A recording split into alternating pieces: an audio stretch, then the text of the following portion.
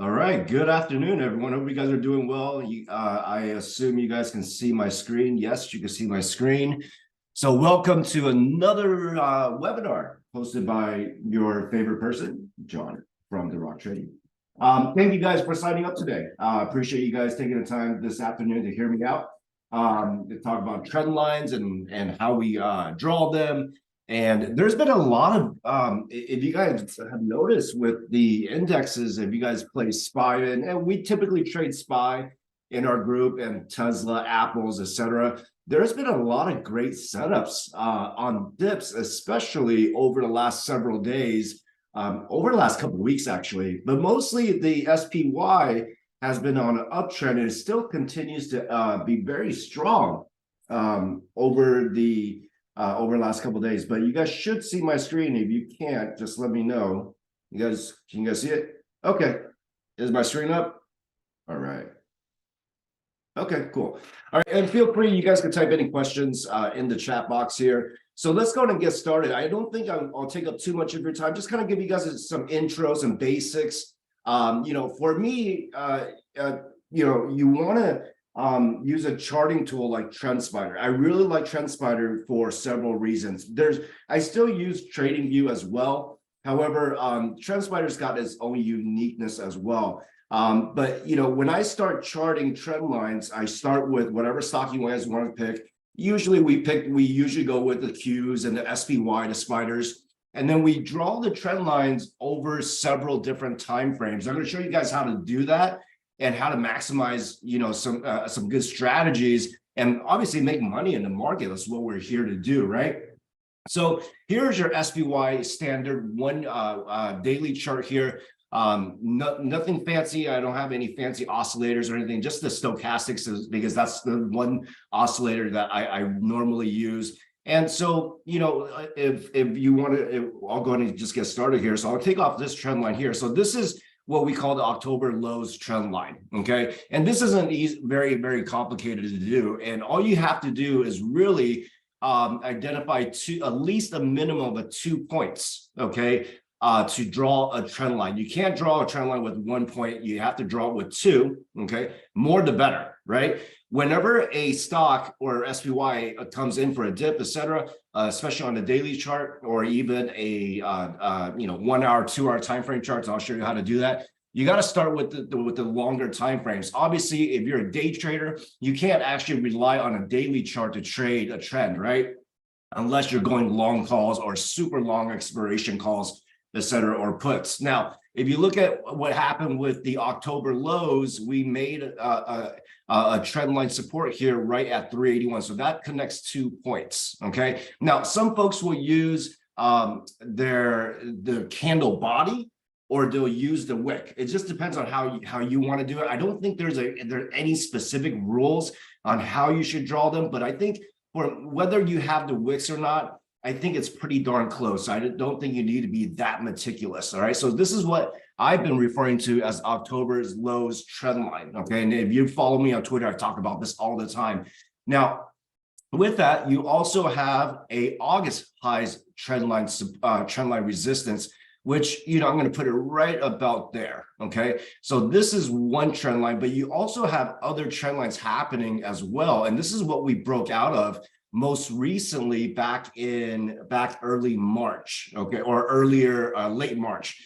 I don't know why it's giving me a green arrow, so let me take that off here. Okay, so just because there's two separate lines here, so let me draw a little bit closer so it touches that particular candle. So I want to put it. My second point of reference would be this candlestick here. All right, and I draw it down. And this is where we started breaking out. And you can start seeing why the movements have been the way they have, just on a daily trend chart.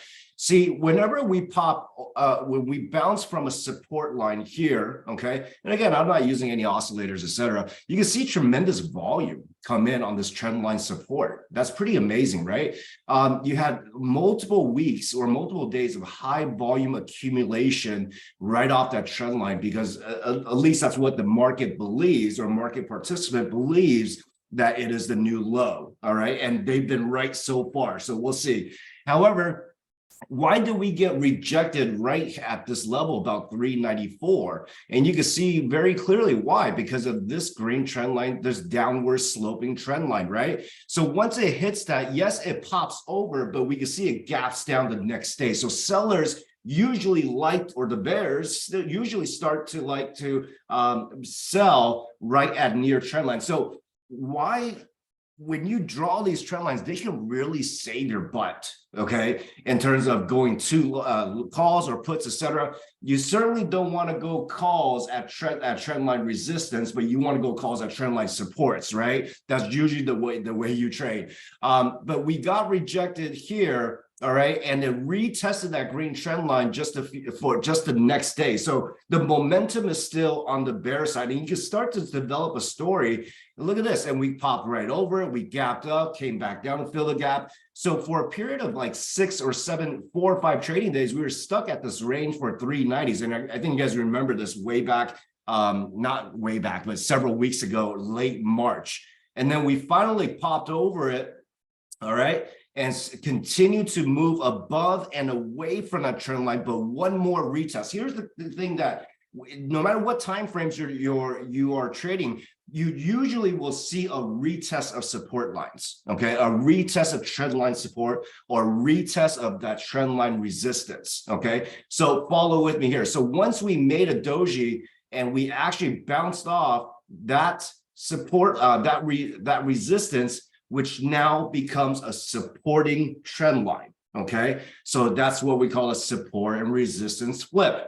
So we gapped out, we continue to move up, okay? Market's excited, and here we go. We are now at this critical juncture on the S&P 500 index. Where do we go from here? Only oscillators can tell us that. Market momentum, market sentiment, earnings season's coming up pretty soon here. So the market's just undecided at this point. But so far, look what happened just yesterday.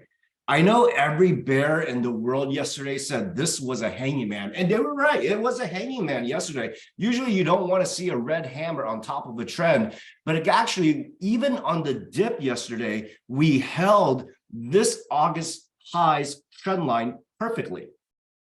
We opened below it, but we closed above it. And that continues to show me strength on the S&P 500 index, that there's a push to continue to go higher. Now, we do have earnings coming up. Don't quote me on it.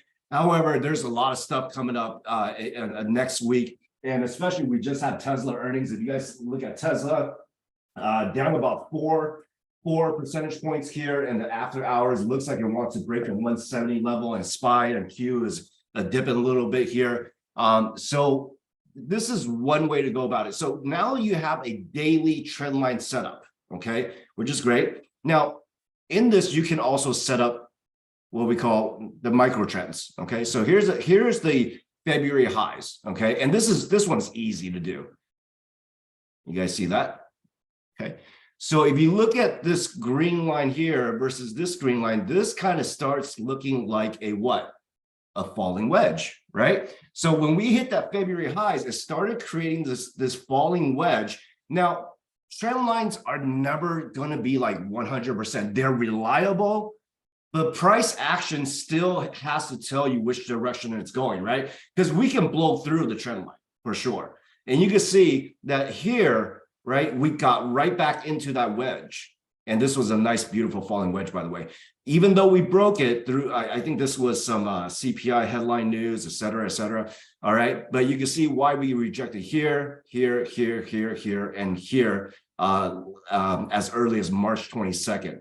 But this was the pivotal day for the S&P 500 index when we gapped up from 396 over 400 overnight here. This was the pivotal day, if you don't remember, for the S&P 500 index. Now it's on a really, really nice uptrend. So what are you looking for? At this point, if you're a bull, you're probably buying dips, right? And I think the dips are still buyable, but not off the daily chart. You can't just use the daily chart, right? You got to use the hourly or 4 hour, et cetera. I'll show you how to do that. So even if you're a bull, all right, in order to go back long, let's say you're kind of nervous up here, and okay, that's fine. You want to sell your longs, that's great. But what are we looking for? Even if we take a dip, let's say the earnings are just trash next week, okay? Well, guess what? We're going to eventually, at some point, I do believe that we can come back to test that 394, which guess what? It actually fills this gap at 396, which isn't a bad thing, right? Let me adjust this thing. Hold on. I don't want the numbers here. The wave, this is the wave count. Okay. And I want to do smooth. Okay. So even if we come back here, come back down and fill this gap, which is entirely likely, but for this run to continue, it could start doing something like this, right?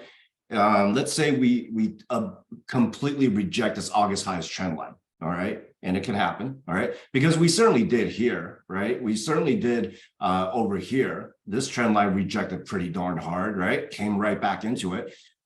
So the next step for SPY, if we were to pull back below 400, you'll likely see something like this, okay? Which actually still is quite bullish. The bottoming process of a stock market, especially if you were to call this a bottoming process, it's long and painful.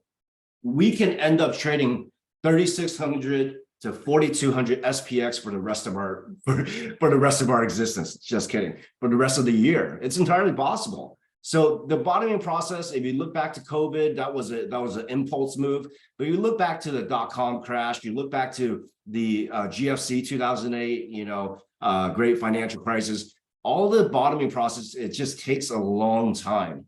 So what you can do in these choppy times is to trade the range, sell the rips, buy the dips until it doesn't work. So if you're looking at this daily chart, this is what we can eventually happen. I do think we're going to need a pullback. I do think that this gap needs to fill. But then again, I look back to COVID and March 2000 or April 2020, some of those gaps at the 250 level still has not been filled, okay? Gaps fill 90% of the time, all right? But there's that 10% of the time it doesn't fill. And that SPY has demonstrated resilience this year. S&P 500 up, over 7% last quarter. So it's still looking pretty good. So that's one way to think about this. Now, with that, so that's kind of a rundown how to do this on just a very basic level using the daily chart. Now, this isn't effective if you're day trading, right? What you want to do is start identifying patterns, maybe on an hourly chart. So I'm going to scroll over to our hourly chart. And what's nice about TrendSpider, guys, is that whatever you draw on the daily, it actually migrates over to the different time frames. So you still have a point of reference no matter what time frame you're looking at. So if you look at the 1 hour, I usually have the extended hours turned on. I like the full view, okay? I don't know if you guys caught this today, but the SPY stochastics, if you guys joined me on the last webinar, the stochastic did reset this morning on a bear trap dip, okay, for no reason. There was no reason for the dip this morning. So I was like, huh, interesting. And then we also caught the Apple, right? So I'll show you the Apple in a little bit. But you're looking at this, and you do have a trend line, at least on the 1 hour from April 12th, okay? So if you look at this, it's really good, literally good. Check this out. So we hit a low here. That's the first reference point, right? And then a second reference point here. Now, it doesn't have to come down to the penny, to the trend line, all right? But you can see the tweezer bottom candles here, right? Your third point of reference when it came back down, okay? This time, it actually broke trend. And that can happen, right? Because this was actually starting to look like a rising wedge. What the heck? Hold on. Let me take that off. Okay. This was starting to look. And by the way, this red line is your August highs TL, right? Okay. So you guys know what that red line is on your screen. So this was starting to look like something like this. Okay. So you can see pretty naturally, why did we reject this area here just a couple of days ago? This was pre-market actually 2 days ago. So we rejected right at the 416 level, all right? But you still got higher highs and higher lows. So the trend is still there, but we'll see what happens with Tesla tomorrow. But so this trend actually broke, but you can see my red TL, my red August highs trend line is still here, right? So what happens? Your hourly stochastics reset and they ripped it. Okay, they ripped it right back into the got a pop into the 415 area for a double top here. You guys see this double top? So we hit 415 yesterday, rejected, we hit 415 yesterday. So what you want to see now, all right, what you want to see tomorrow is that will the dips get bought again to create another higher low? All right, so we're back currently back under this trend line. All right, but not all is lost. You still have that trend line from August to potentially buy the dip, right? It might overshoot it a little bit, okay? And then eventually move back up again, retest that 415. If you see how resilient the market's been overall over the last several weeks, it's just incredible. Every dip has been getting bought. Now, how long this is going to last, who knows? But what we can do is we can use the trend lines as our guide. All right. So there's your reference point for the 1 hour. All right. Let's see. Let me remove all this stuff here. Let me remove this and remove this so far. Another time frame that I like to use is a 4 hour. Okay. And we caught this a few days ago, several days ago. I think it was last week. Okay. Even though on a dip on the 4 hour, all right, we were running pretty hot stochastics wise, right? I always use the stochastics as my guide. When we ran up from 395 and we topped out at 412 on this trend, beautiful run, right? 150 point SPX run. And we started to top out.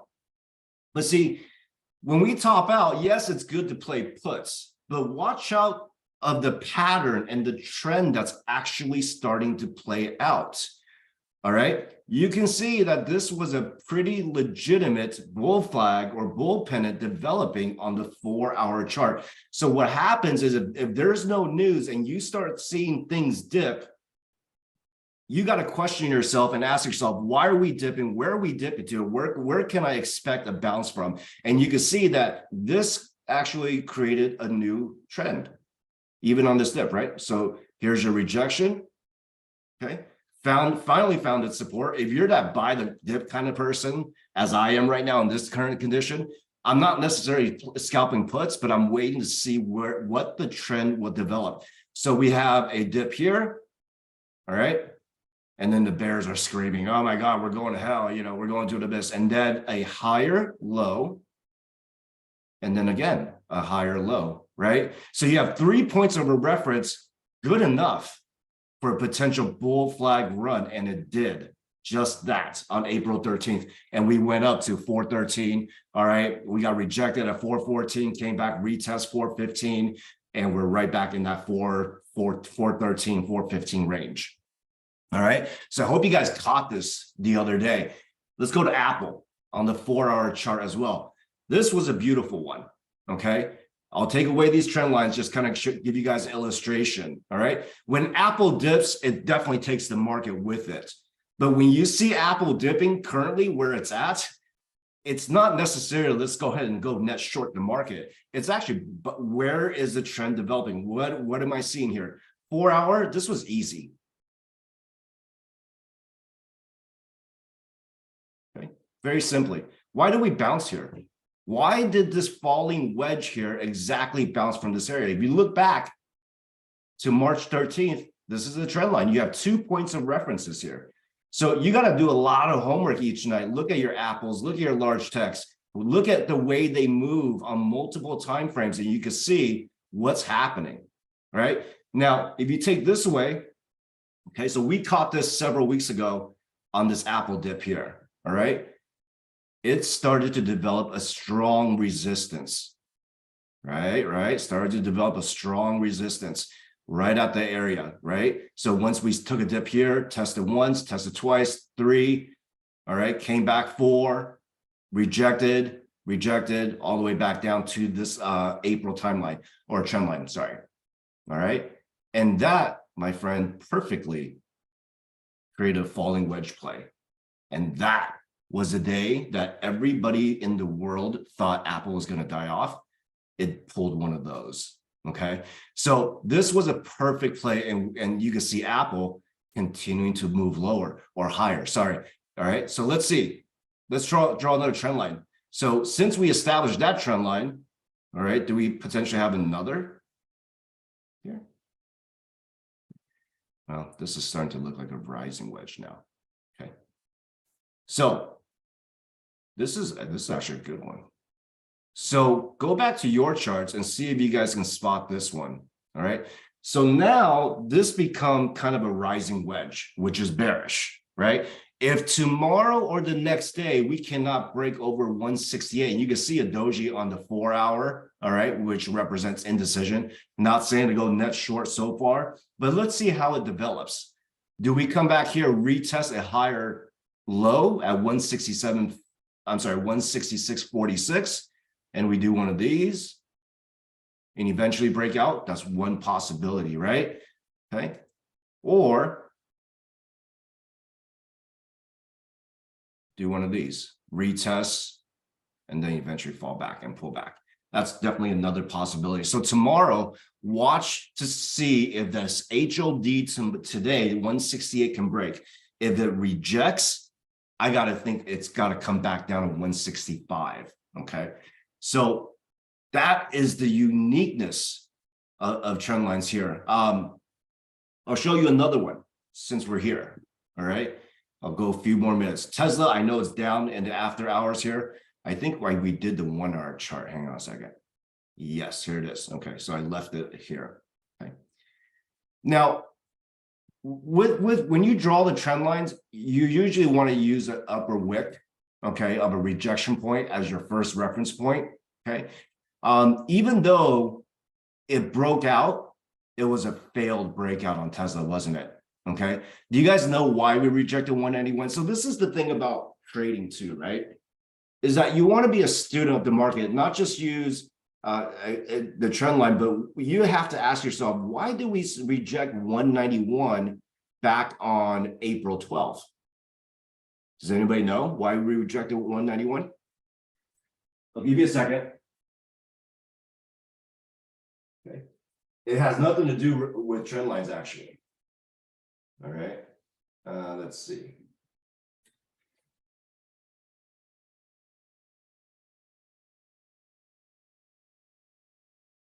What is it? April 12th, I said? Yeah, April 12th. Yep. Okay. It was a 50-day moving average. Okay, if you guys didn't know. So if you're going to get intimate with the stock, whether it's Tesla, SPY, Q, etc., you got to know your moving averages as well, especially on the daily time frame. So they rejected the 50 moving average like beautifully and just trapped all the bulls. It was insane. All right. Even though the market wasn't really dipping, but Tesla just like did not like the 50-day. And then it found a higher low, bounced, resistance up here, higher low, failed breakout, and this is what Tesla does.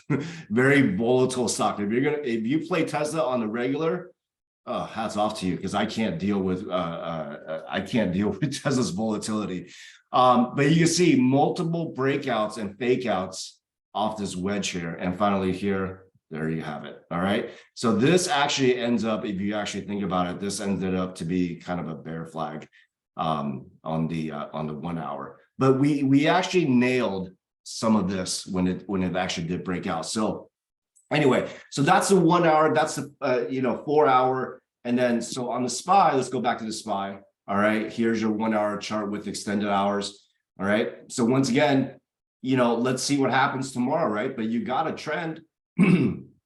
So let's redo this. Okay. One could actually say that you could do this reference point here. Okay.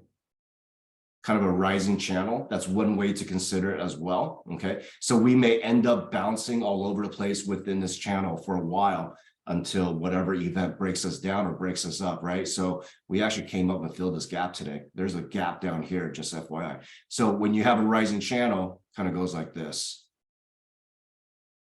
Which way it'll break, I don't know, but it's a long process where the market wants to figure out. So if tomorrow we tap 412 as a higher low, that's another buy the dip.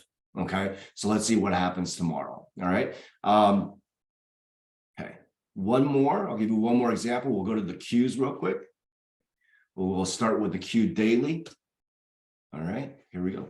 Okay, so this is a trend line for the QQQ, the tech sector. Okay, All right, let me adjust that real quick to that top of the wick. All right. Oops. Yeah. Right there, rejection here. And you probably, you want to do that, okay? You want to take, whenever I look at daily charts, I generally do not use the extended hours data on that, okay? So that's the highs there. All right, so that's your August trend line. Guess what, folks? You have another trend line here as well. Okay.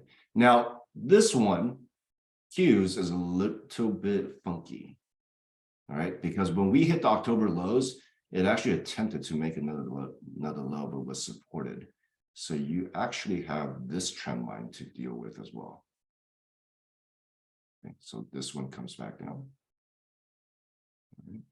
So this was a big day, pivotal day for SPY and the Q, where we gapped up here and gapped above the trend line, the August highs trend line. And you can see what happened in this area here, right? Whenever we get to these trend lines, guys, you just got to be careful. There's a lot of chop, a lot of left and right sideways movements, late in March, retesting this trend line. Once it fell below, all the bears went in, they actually gapped it up, used it as support, okay, even closed right on it, right, on March 28th before the gap up, and a clear move away from that support line, so trend line, which now becomes support. So you can see Q over since March 31st, we've been trading in this range. So there's not really much of a trend here, except that it's just the box that we're trading in terms of the Qs go. One way or another, it's going to break out. So remember, if you remember back in late December, we did the same thing, a box trading. This is the most frustrating aspect of trading and going long, all right, or going short, is the fact that you're just stuck in this box. All right, so ultimately, I would say the Q's just got to hold 313. And then it just comes back up to 320. It does that all the time. And has been doing that for the last several days.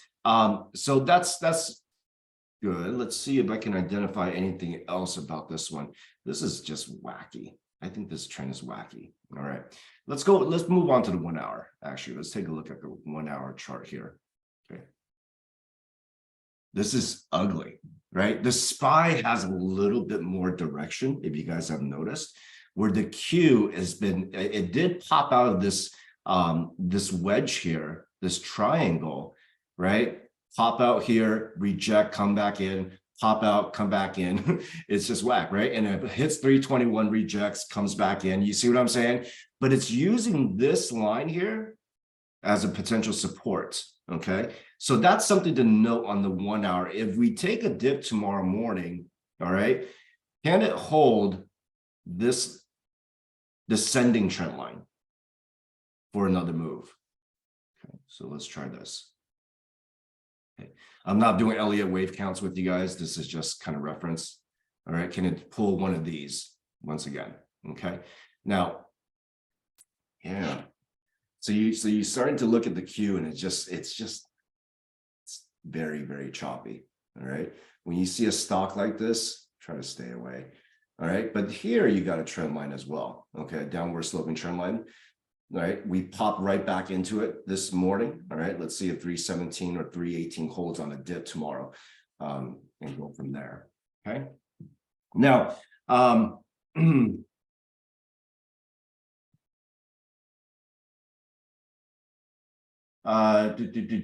so let me, I'm going through the questions. I appreciate your guys' questions. Yeah, so I just showed you guys Tesla. When it comes to the minute time frames, 30-minute, 1 hour, whatever, I always use and turn on the extended hours. Okay, and the reason is because I need to see the full picture of the trading range, including the extended hours. And it gives me a better understanding of whether we are oversold or overbought. If you look at SPY right now in the 1 hour, I'm pretty sure we're going to pull back a little bit more tomorrow. Today was Mr. Apple Day. Okay, it was just one of those days where Apple just decides to run to a new high. All right, so do you typically have a support TL and resistance? Yes, I do. All right, and then we also trade the 30-minute charts, you guys. All right, so the 30-minute chart is actually where it's much more tradable with especially if you're day trading. It's much more tradable, obviously, because it's a lower time frame, and I use a 5 minutes as well. But the 30-minute, we use two moving averages, the EMA 10 and 50. All right, on the 30-minute. Usually when one of those things, when those two EMAs cross over on the upside or downside, will generally give you a market direction, at least on the 30-minute time frame. But if you just look at this 30-minute time frame, what's there to be bearish about? Because if you look at this long consolidation box that we did break out of, it's actually simply using this August TL, August trend line as a support. It overshoots it, of course, and it does that. But you see this 30, even this 30-minute chart, you can still see we still got higher lows, right? And you got a potential wedge setting up here. Okay, whether or not we break out to the other side, we don't know. Obviously, there's still a lot of data. But if you start to zoom out on this stuff, on these charts, even a 1 hour, it's just following stochastics.